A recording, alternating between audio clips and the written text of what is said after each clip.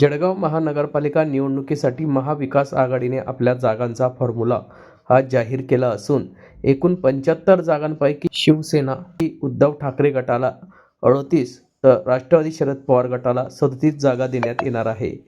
उर्वरित मित्रपक्षांना दोन्ही पक्ष आपल्या कोट्यातून जागा देतील असा निर्णय महाविकास आघाडीच्या बैठकीत आज दिनांक 28 डिसेंबर रोजी दुपारी 4 वाजता हॉटेल रिगल पॅलेस येथे समोर आला आहे। शिवसेना उद्धव ठाकरे गटाचे संपर्क प्रमुख संजय सावंत व राष्ट्रवादी शरद पवार गटाचे निवडणूक प्रभारी माजी आमदार संतोष चौधरी यांनी याबाबत अधिक माहिती दिली आहे। नेमकं ते काय म्हटले आहे ते जाणून घेऊयात। नवीन बस स्थानक परिसरातील हॉटेल रिगल पॅलेस येथे ही माहिती समोर आली आहे। जळगाव महानगरपालिकेच्या बाबतीत आज संतोषभाऊ चौधरी ज्यांच्याकडे राष्ट्रवादी शरद पवार चंद्र गटाचे प्रभारी म्हणून जबाबदारी आहे आणि शिवसेना उद्धव बाळासाहेब ठाकरेंच्या संघटनेतर्फे माझ्यावर स्वतःवर ही जबाबदारी आम्ही दोघांनी बसून आज निर्णय घेतला आहे की आम्ही ही महाविकास आघाडीची आमची जी आघाडी आहे त्यात जाहीर करून 38 जागा शिवसेना उद्धव बाळासाहेब ठाकरे गट आणि 37 जागा राष्ट्रवादी काँग्रेस शरद पवार गट यांच्यात आमचं एकमत झालेलं आहे। त्याच्यामध्ये मनसेला ज्या काही जागा द्यायच्या असतील त्या आम्ही आमच्या कोट्यातनं देऊ आणि इतर बाकी जे घटक आहेत जसं काँग्रेस असेल अजित पवारांचा जो गट आहे ह्या सगळ्यांना जे काही सामावून घ्यायचं आहे ती जबाबदारी आम्ही शरद पवार गटाकडे दिलेली आहे। अजित पवार गटाचं आपल्याशी काही बोलणं झालं सगळं? माझं एका सगळ्यांशी बोलणं चालू आहे।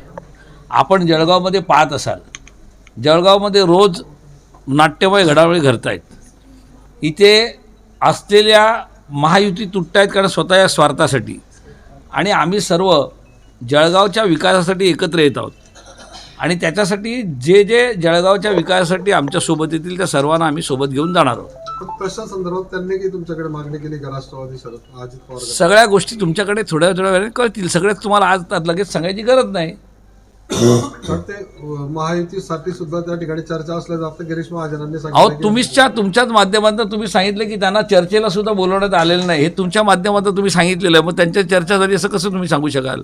गिरीश महाजन सांगतात की आमचं बोलणं गिरीश महाजन सांगतायत पण स्वतःच आपला अजित पवार गटाचे लोक तुमच्याशी माध्यमातून बोलताना सांगितलं की त्यांना चर्चेला सुद्धा बोलवलेलं नाही, त्यांना ते स्थान दिलेलं नाही। हे तुमच्या माध्यमातून तुम्ही सांगितलं आहे तर तुम्ही आज मला सांगाल की गिरीश भाऊने असं सांगितलं। गिरीश भाऊ काय म्हणतात आणि गिरीश भाऊ काय करतात हे संपूर्ण महाराष्ट्राला माहिती आहे। आज या ठिकाणी जी बैठक होती ती फक्त उद्धव बाळासाहेब ठाकरे आणि शरदचंद्रजी पवार आमची दोघांची बैठक होती।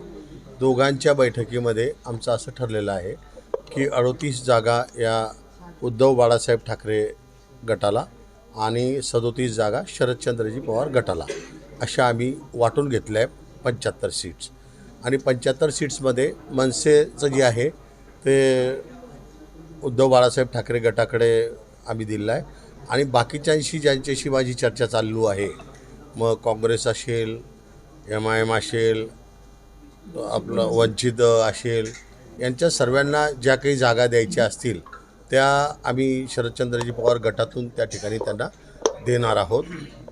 अजित पवार गट आपल्या सोबत येणार असल्याची चर्चा आहे। अशी चर्चा आहे परंतु अजून माझी कोणाशी काही चर्चा नाही आहे। यदि ते आपल्या सोबत आले तर किती जागा आपण देण्याची इच्छुक आहोत? त्याच्याबद्दल जोपर्यंत ते येत नाही त्याच्याबद्दल मी बोलू शकत नाही आणि समविचारी पक्षाशी जास्त बोलतोय मी। महाविकास आघाडी भक्कम आहे का मग आता?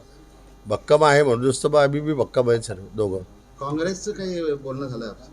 नाही बरे आता होईल, अजून नाही। काँग्रेस सोबत आहे असं म्हणायचं आपण?